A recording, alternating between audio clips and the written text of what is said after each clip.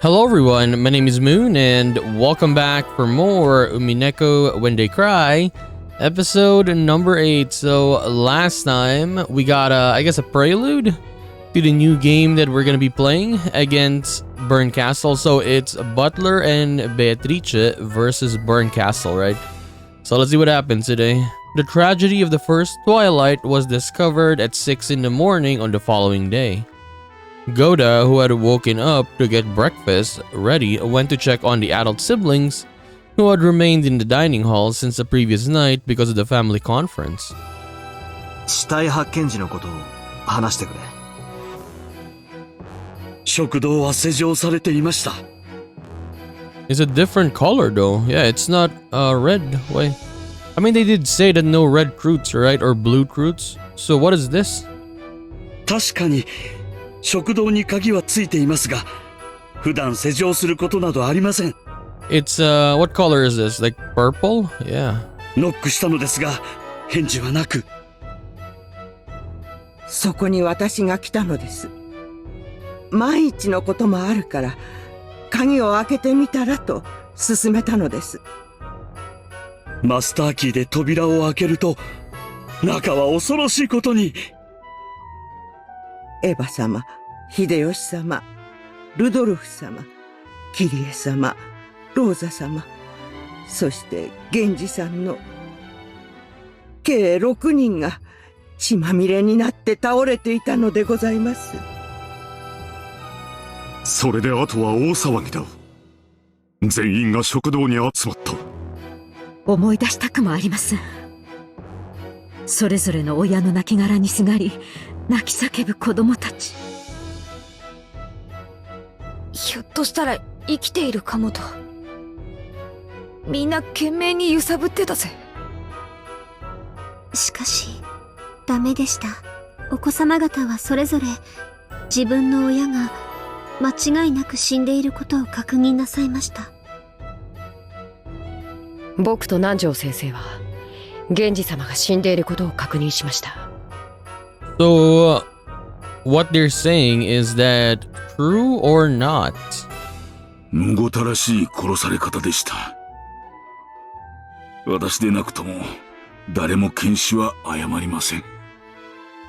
Examining a body will reach the wrong conclusion. No one examining a body will reach the wrong conclusion. Okay. 犠牲者はみんな即死だったろうね。食堂内を調べた結果、扉も窓も全て施錠され、密室であったことが分かった。そして食堂内から不審なものは何も見つからなかった。もちろん食堂内に何者かが隠れているということもなかったよ。隠れるも何も。私たちは今ここに全員がいるではないかね。誰も隠れていないことは明白だ。でもトンさん、となるとおかしいよ。殺された6人、食堂は密室。どうやって殺して逃げたんだ？ How could someone have killed them and escape? 考えたくはありませんが、マスターキーを持つ使用人が怪しいでしょう。6人を殺し、マスターキーで施錠して食堂を出た。妥当な推理だ。I mean, Goda. とんでもありません。Since there was no chance of the culprit hiding inside the dining hall, it made sense to assume that the culprit locked the door after committing the murder and exiting the room. It was only natural that the servants with their master keys would fall under suspicion. And sadly enough, none of the servants had an alibi. Then again, it wasn't only the servants, everyone else lacked an alibi as well. マスターキー以外の方法で外から施錠する手段は？存在しないわ。これじゃダメね。赤き真実で語るわ。Oh, she's gonna say the red fruit? すべての扉の施錠、解錠はマスターキーでしか行えない。 All doors can only be locked or unlocked to the master key. もちろん部屋の内側からはマスターキーがなくとも施錠・解錠が可能。 Okay, so it is possible to lock or unlock the doors from the inside the room even without a master key. So who were inside the room? It was Genji, Kirie, Rudolph, Rosa, Hideyoshi, and Eva, right? Okay. だそうよ。他に質問は？マスターキーの他にも各部屋固有の鍵があるはずでは？本来なら存在するわね。 I don't think, like, let's say the culprit in this little game that BERNKASTE'S is playing is gonna be, for example, like Shannon or Canon, because yeah, it's gonna be like too easy. I think this is like an actual, yeah, like actual mystery, right? So we're gonna have to like really find out. でもゲームが複雑になるので排除させてもらったわ。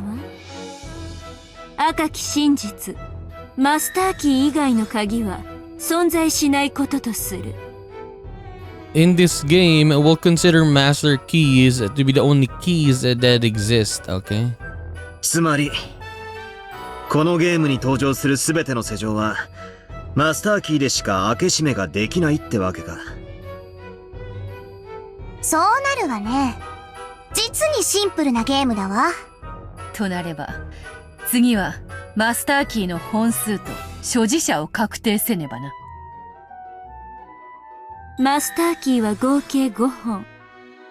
5人の使用人が1本ずつを持ってる。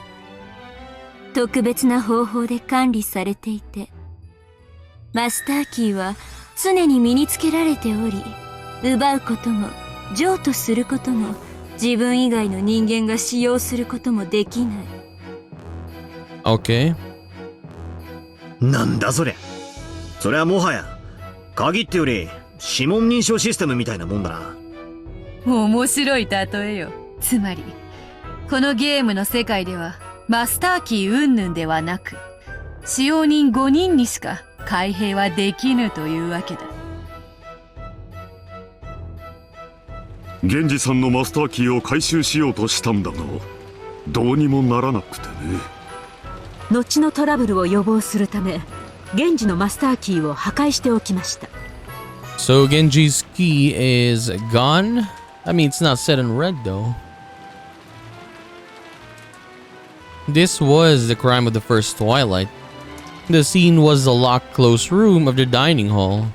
None of the servants holding master keys have alibis, so we had 5 master keys, right? If Genji's key was really destroyed, we got 4 now. Then again, no one else has an alibi either. Second Twilight, so it's quite fast, I guess. Everyone returned to the parlor to discuss what should be done next. The phones were out, so they couldn't contact the police. Was the mysterious culprit hiding away somewhere, planning to attack their next victim at this very moment? Or was the culprit in here with them, mentally sticking out their tongue and tasting their next prey? None of them had alibis, and any one of them could have been a culprit.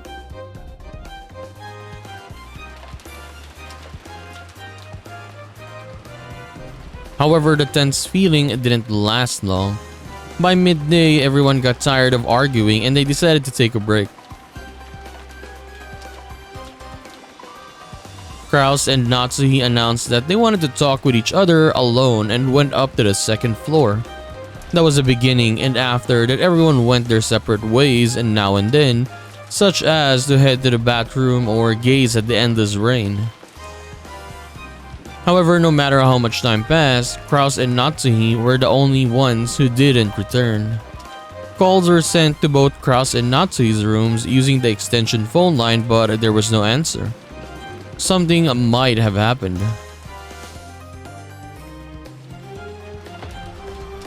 Everyone headed to Kraus's and Natsuhi's room together, and in Natsuhi's room, they found the Kraus and Natsuhi lying sprawled on the floor. 奥様の部屋は施錠されておりました。食堂の時と同じです。皆さんの許可を得て私が鍵を開けました。部屋の中にはクラウス様と夏日様が倒れていました。南條先生がすぐに脈を取ったぜ。そして二人とも即死だったと宣言した。はい、私が二人の死亡を確認しました。あれは間違いなく即死でした。私は何かの手がかりがないか部屋中を探し回ったよ。その結果窓も扉も完全に施錠されていて密室だったことが分かった。またしても密室。またしてもマスターキーを持つ私たちが疑われることに。しかしご安心を。奥様に疑われていた私たちは互いを見張り合っていたのです。私たち使用人全員は常に一緒におりました。僕たち使用人全員はそれぞれが使用人全員のアリバイを証明できます。こりゃ面白い。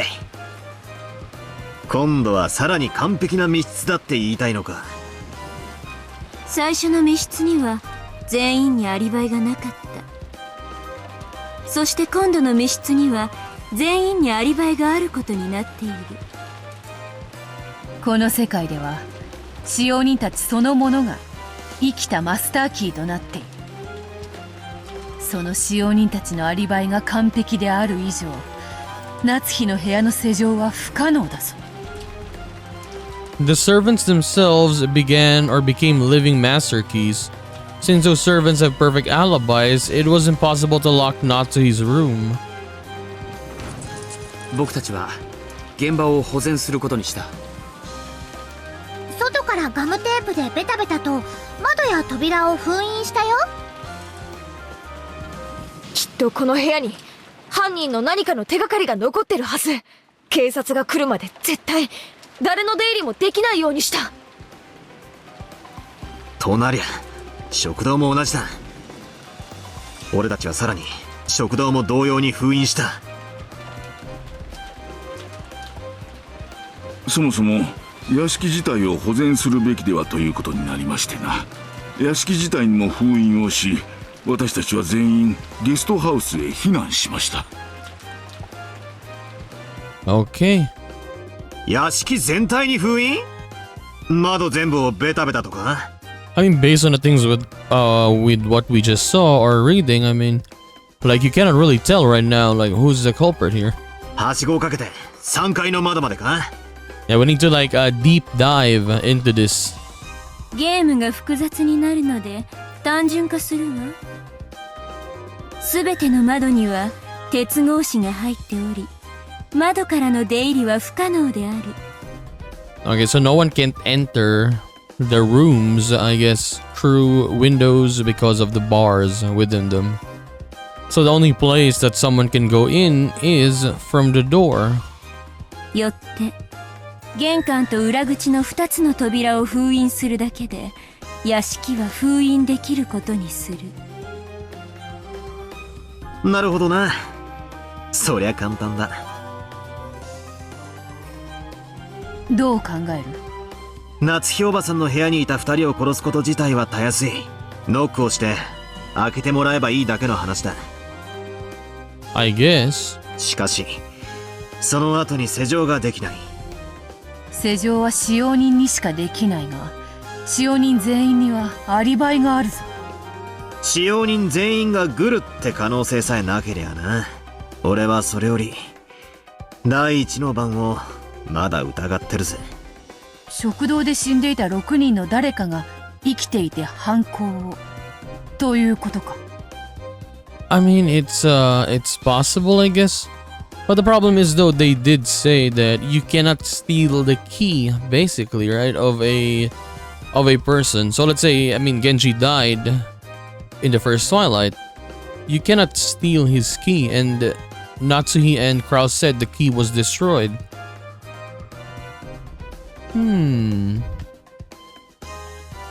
エリカの影響でな。どうにも剣士ってやつを疑わずにはいられねえ。It's because of Erica?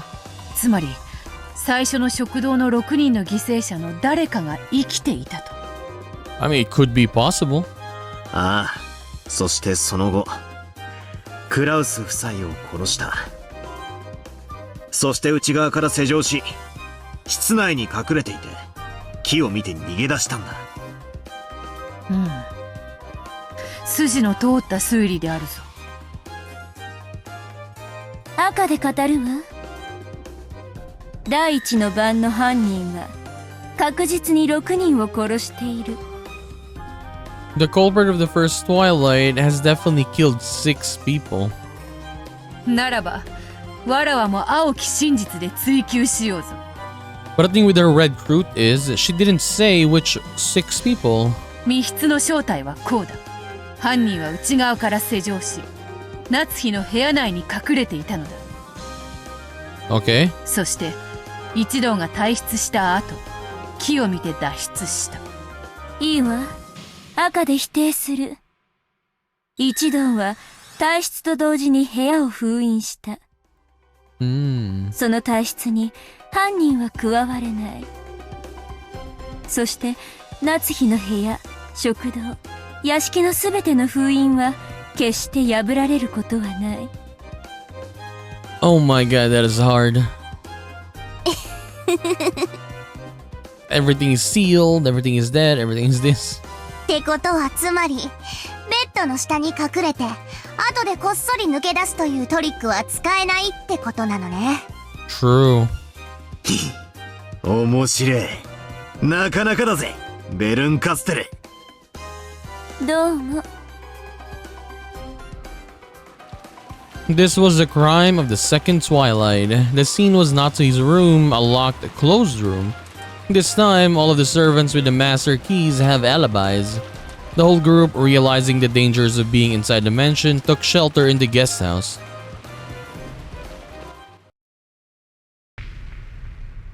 Fourth Twilight. All those who took refuge in the guest house decided to hole up in there until the typhoon passed. There, if everyone watched everyone else, they should be able to prevent further crimes both from inside and outside. However, they wouldn't be able to keep it up without any breaks until the typhoon passed. Once again, their actions left a weak point open and they were faced with yet another tragedy. Who died this time? 用事で表へ出たシャノンちゃんとカノン君がいつまでも戻らないんだ。 So Shannon and Canon died? Did they really? ジョージ兄さんが騒ぎ出し、全員で外に出てシャノンたちを探すことになったんだ。シャノンさんはバラ庭園に倒れておりました。おいたわしや。生きててくれと願ったさ。でも僕は彼女が死んでいることを認めなければならなかった。無論私も検視し彼女の死亡を確認しました。二人が出かけた時、私たちはゲストハウスの戸締まりを確認するためにいろいろとやっていました。だから私たちにはみんなアリバイがないのです。僕が殺すものか。僕に殺せるものか。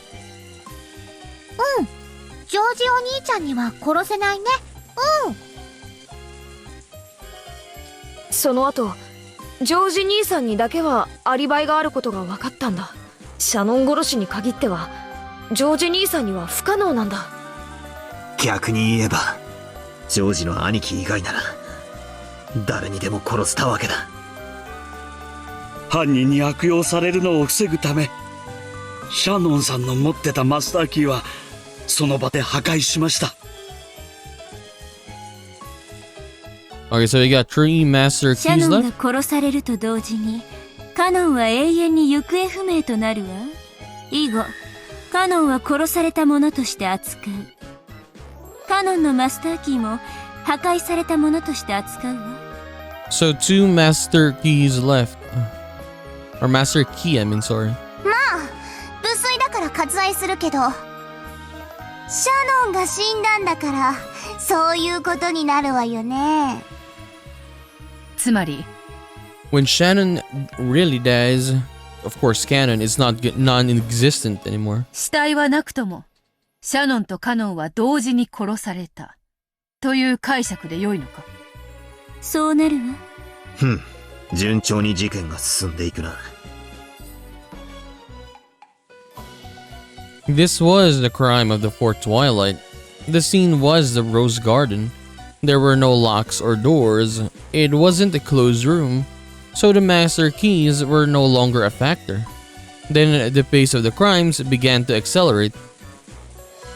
Okay, who's gonna be next then? 5th and 6th. If Kumasawa and Goda dies, I don't know anymore. Everyone took shelter in the guest house. They carefully sealed all doors and windows, locking themselves in a closed room. However, several closed room murders had already occurred.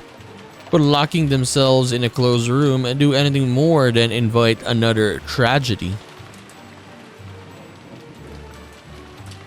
After arguing fiercely in the cousin room about finding the culprit, they decided that they should double-check Nanjo, Kumasawa, and Goda's testimony.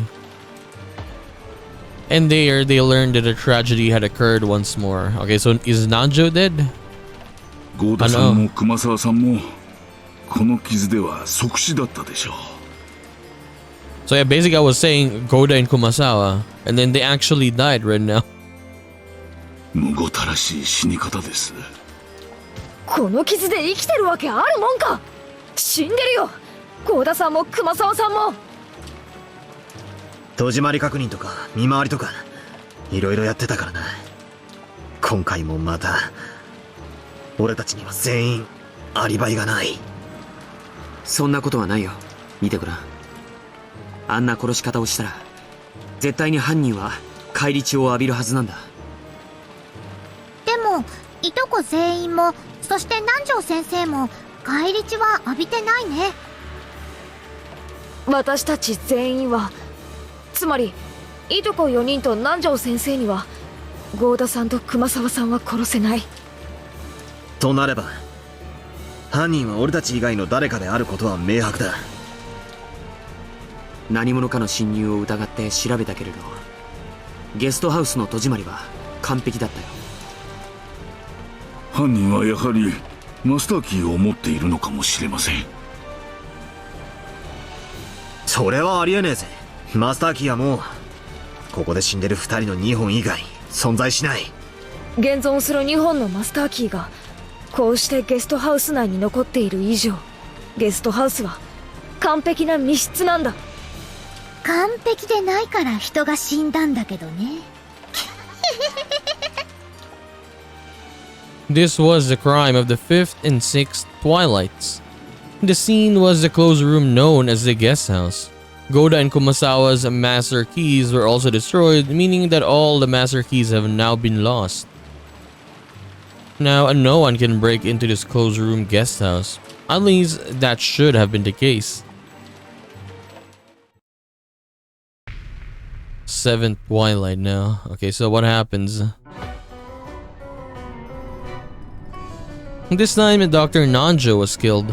He died in the entrance hall of the guest house. It was far too foolish of him to come here alone to check that everything was locked. So who is remaining, by the way? Let me see the characters again. The ones remaining are Jessica, George, Butler, Maria. Only this 4, right? And then Dr. Nanjo died, so there's one of these 4. Would be so creepy, for example, if Mario was the actual killer, right? Yeah. I don't know, we'll see. 死んでる、殺されてる。僕でさえこれは即死だったに違いないと一目でわかるよ。The deaths are... Yeah, every death seems like it's... They said instantaneous death is always like that. 戸締まりは完璧だよ。密室なのにどうして？じゃあ俺たちの中に犯人がいるってことになるぞ。それはありえない。状況から判断して、私にもマリアにもバトラにもジョージ兄さんにも南條先生は殺せない。 Why? そもそもゲストハウス内で南條先生を殺すことは不可能なんだ。しかもつまりこいつは南條先生がゲストハウスを出ていない証拠だ。じゃあ南條先生は殺せないってことになるね。なのになんで殺されてるの？ No one could answer that innocent question. This was the seventh Twilight. Once again, the crime scene was a closed room known as the guest house. Various bits of evidence made this crime seem even more impossible. Then the tragedy reached the eighth Twilight, the final one. Okay, we got one more, so... By now, it was clear that the holding up wouldn't keep them safe. Jessica might have chosen anger as a way to numb her fear. She flew out of the guest house in rage, searching for the culprit that surely hid somewhere outside. George, Butler, and Maria hurriedly chased after her. Then outside the building, they found Jessica lying on the ground. It was, as anyone could tell at a glance, a gruesome corpse. ジェシカちゃん、即死だったろ。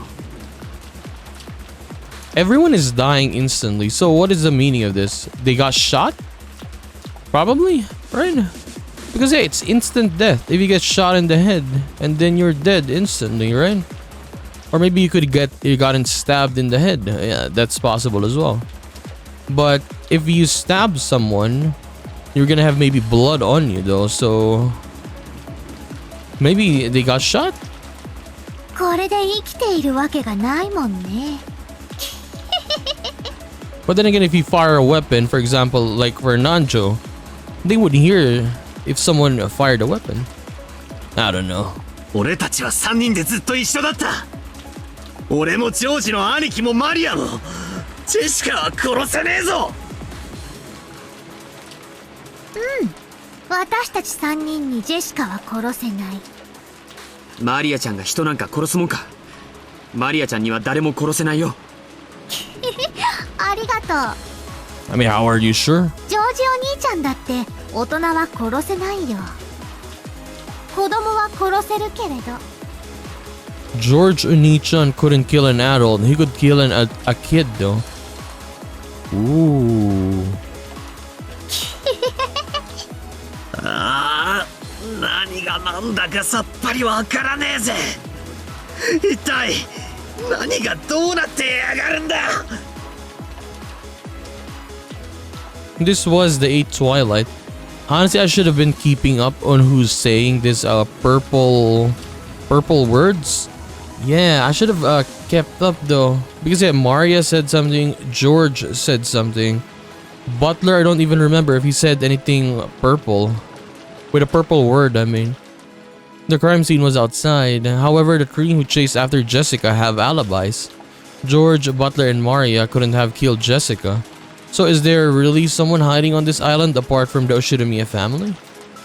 The curtain is lowered on this tale for now. Okay, so I guess we're done with that. And now, what do we do? これで私の物語はおしまいよ。なかなかよくできてるじゃない。ちゃんと朗読したならベアとのゲームに混じってても不思議じゃない物語だったわ。それは認めるぜ。よくできてた。まあここから朗読して感激に耐えるものにするのが骨なのであるが、しかし何が何だかさっぱりだぜ。まともに考えたら犯人は後宮家以外の謎の人物ってことになっちまう。それは魔女を認めるも同じだ。他にも犯人に協力する共犯者の存在などが疑えるだろうな。そもそもあの紫の文字は何なんだ。新しいルールか。紫の発言と呼ぶわ。Purple statements. 話を分かりやすくするために作ったルールよ。紫の発言は重要な発言であると認識してくれれば結構よ。逆に言えば紫でない発言は無視することも可能かもしれない。ほう、そりゃ親切な話だな。では紫の発言は赤き真実に準ずるのか？ええ、紫の発言は赤き真実と同じ力があると考えていいわ。 So it has the same power, okay? ただし一つだけ例外がある。それは犯人は紫の発言で嘘をつくことができるということよ。 A culprit can tell lies with a purple statements. 逆に言えば犯人以外は嘘をつけないってわけか。 So basically everyone that is not, a culprit, all their statements in purple are valid, are correct. But if it's the culprit, then you can say it's lies, right? 紫の発言、これがどうやらベルンカステル教のゲームの鍵であるわけだな。ええ、そうよ。私のゲームのルールの前提を説明するわ。The definition of culprit is one who murders. It is possible for a culprit to lie. It is possible for a culprit to lie even before committing murder. Characters who are not culprits only speak the truth. So yeah, basically everyone else is saying what is real. Characters who are not culprits cannot cooperate with a culprit. Okay. A culprit must carry out all murders directly by their own hands. A culprit must not die. A culprit must be among the characters appearing in the story. Purple statements are absolute as red truths. So let's say inside the house, the guest house, when Nanjo died, it's literally one of them who did it though. And at the end, we only had Maria, George, and Butler, right?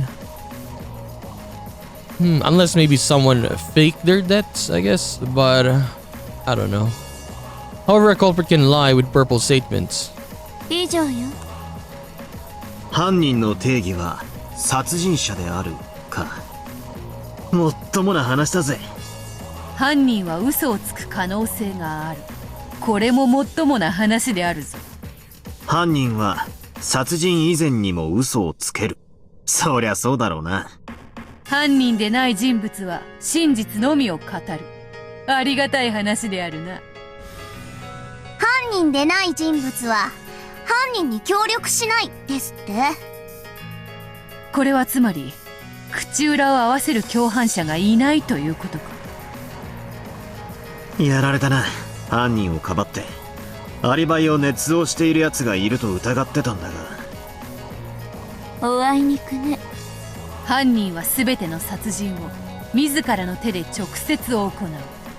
つまりトラップなどの遠距離殺人、間接殺人はないというわけだ。So yeah, no traps, I guess.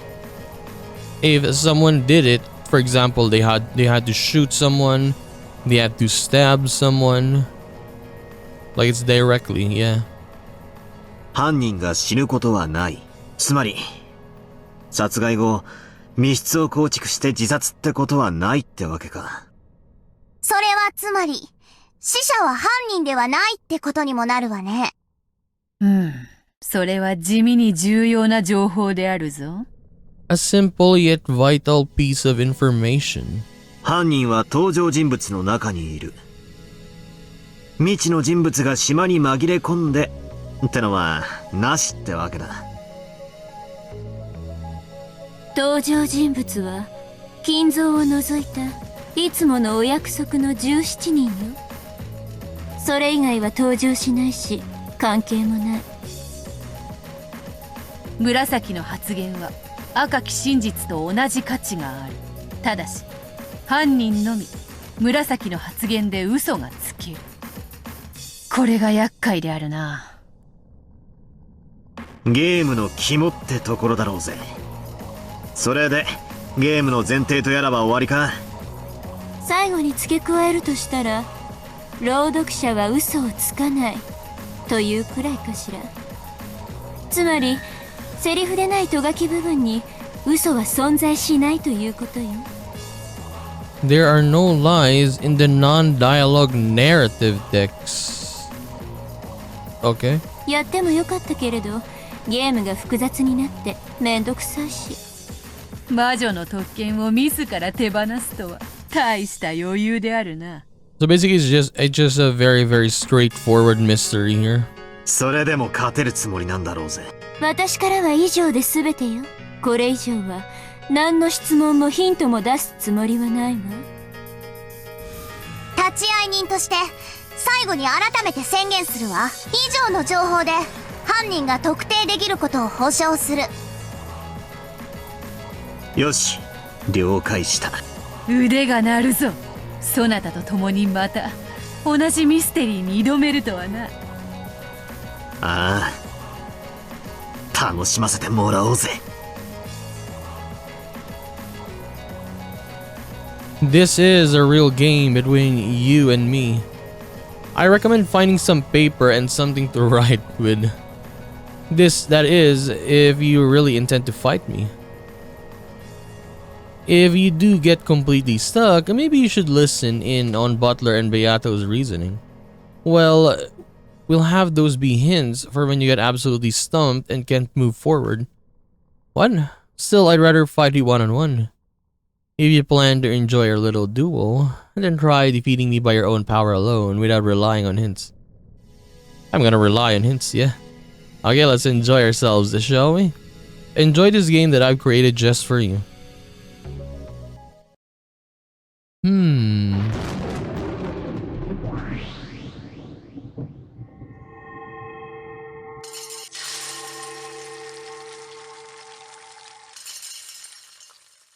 So how is this gonna work? Ooh. Display rules. Reread story. I can actually go back and reread the whole thing. It's kinda... is it buggy? Oh no, it sounds really buggy. Oh, no, I don't wanna read it. Check purple by person. Okay. Now this is interesting though. We got Kraus here. But let's check first the ones who are alive, I guess. No, the ones who are alive at the end. George, there was no one hiding the dining hall either. I was forced to acknowledge that she was dead. I was forced to acknowledge that she was dead. What do you mean I was forced to acknowledge? What do you mean by that? But the guest house was still completely locked up. 7. This was an instant death. No one could kill Dr. Nanjo inside the guest house. She probably died instantly. Maria-chan couldn't kill anyone. Then Maria, all of the victims died instantly.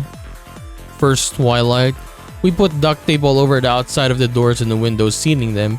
Everything is locked up perfectly. How did it happen? Even if this is a locked room. No way she could live through this. Jessica, right? The three of us couldn't have killed Jessica. George Oni-chan couldn't kill an adult. He could kill a kid though. So this is quite interesting, I would say. I would say this is quite interesting because for George, who is older than George, or who is younger than George, I mean. Jessica is younger, but I mean younger. Could we consider her a kid though? I mean, she's a teenager, so yeah, you could consider her a kid, right? So what Maria is saying here, for example, let's say if she was not the culprit, George could kill an adult, so, or couldn't kill an adult. So he couldn't possibly kill all the other ones, but could kill, for example, Jessica, right? How about Shannon? Because yeah, he said this, I was forced to acknowledge that she was dead. Forced? Why is there forced there? The death of each parent was confirmed by their own child. I unlocked the door. All of the servants were together the whole time. How about these other ones? Okay, we cannot click on the dead people. For Butler, nothing suspicious was found inside the dining hall. Dr. Nanjo checked their pulse, then he announced that the two of them had died instantly. We also steal the dining hall in the same way. Anyone could have killed her. For Twilight? For Twilight was Shannon, right? Yeah. Besides George Aniki. None of us has an alibi. No master keys exist anywhere except the 2 keys on the 2 people who lie dead here. This is proof that Dr. Nanjo didn't leave the guest house. George, Aniki, Maria, and I couldn't have killed Jessica. But yeah, all of them are saying this though. Like look, Maria is saying this. Butler is saying this. Like yeah, they couldn't kill Jessica. Very, very interesting, man. Okay, so honestly, I think this is gonna be a long investigation. So we'll take a break here for now. And I'm gonna look forward to this. Imagine if we had this since the beginning of the visual novel. Like at the end, for example, they gave us this. It would be, the game would be much more, how do I say this, like hands-on, I guess. Like you're actually like solving it, right? That would have been cool, but yeah, we're getting it down to episode 8, so that is really different. I appreciate this. I'm not gonna lie, I really do appreciate this. The quizzes that we got earlier in this episode and now this. Actual us solving this or trying to solve it. That's nice. Okay, so I guess we'll check the hints. We'll check all those other stuff by next time. So we are gonna continue this and do more of Umineko When They Cry episode 8 in the next one. So I'll just see you then. Bye bye.